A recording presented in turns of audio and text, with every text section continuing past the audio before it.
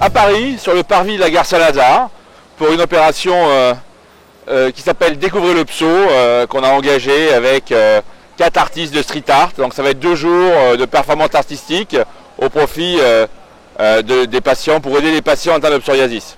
Voilà. Ben nous, ça nous paraît essentiel, parce que clairement, il faut absolument aider les patients à lutter contre les idées reçues qu'il y a dans le pso. Il faut savoir que les patients pso, il y en a à peu près 3 millions en France, 5% à peu près de la population. Clairement, c'est des patients qui, dans pas mal de cas, n'en parlent pas, soit n'en parlent pas, soit dans certains cas se cachent même, parce que malheureusement, ce sont des patients qui peuvent souffrir à la fois physiquement, en termes de douleur, de démangeaison, mais aussi pas mal socialement.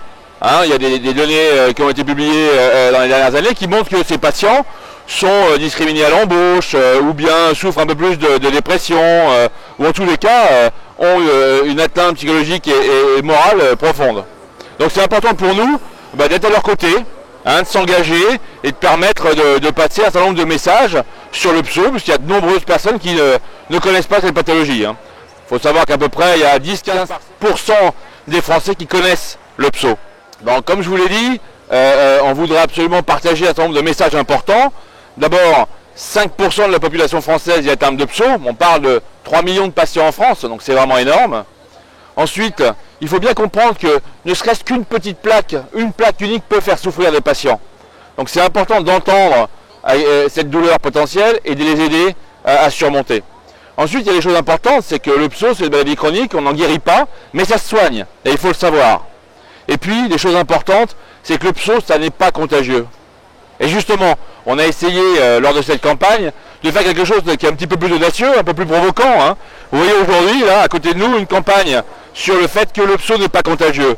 Et à l'inverse, on a pris le contre-pied, et vous voyez que on va pouvoir dire que ce sont les vrais patients qui se sont engagés, qui ont osé se mettre en photo sur cette campagne, et ils vont nous dire que, eh ben non, mon ami, elle est contagieuse, certes, mais certainement pas par son pso, mais par sa créativité. Ça peut être son oncle par son rire, ça peut être par tout ce qu'on veut. Donc de la contagion par des bonnes choses, certainement pas par le pso. Alors c'est vrai, c'est un statut particulier, comme vous l'avez dit. Donc on est entièrement détenu par les fondations pour la recherche. Ça nous permet d'avoir une autonomie, une indépendance totale par rapport au milieu financier. Donc on n'est pas coté en bourse, et ça veut dire qu'on peut s'engager. Les seules personnes à qui on doit rendre des comptes, ce ne sont pas les actionnaires, mais ce sont nos patients. Donc on est vraiment parfaitement engagé derrière eux. On peut toujours aller au-delà et on va continuer d'aller au-delà.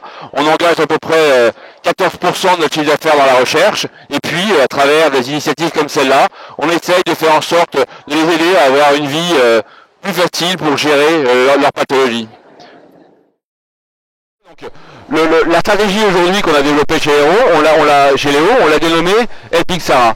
Et aider Sarah, pour nous, c'était important, parce que quand on dit on s'engage vers les patients, comme de nombreux laboratoires pharmaceutiques le font, on ne voulait pas être trop générique, on voulait pas, c'est un peu impersonnel. Donc pour nous, l'enjeu, il n'est pas d'aider les patients au sens large, il est d'abord de les comprendre. Et chaque patient est particulier, a des besoins particuliers, une histoire particulière avec sa maladie. Donc on cherche à mieux les comprendre, mieux les connaître, mieux appréhender leurs besoins, évidemment pour leur apporter à la fois des produits efficients et efficaces, mieux tolérés, mais aussi bien au-delà des services, de l'information, de l'aide, du soutien. Et aujourd'hui, cette initiative c'en est un exemple.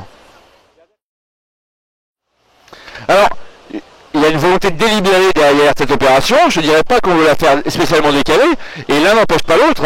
Clairement, on voulait être proche des gens, on voulait être au cœur de la ville, on voulait être au cœur de ce qui peut se passer au quotidien avec les patients.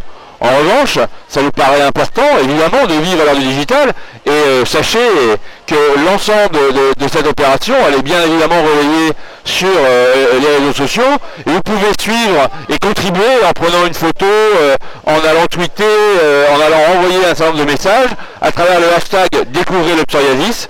Vous pouvez aussi suivre en direct l'ensemble des choses qui se passent sur le site www.découvrelepso.fr. Donc on peut être à la fois très concret, proche des patients et tout à fait digital. Merci.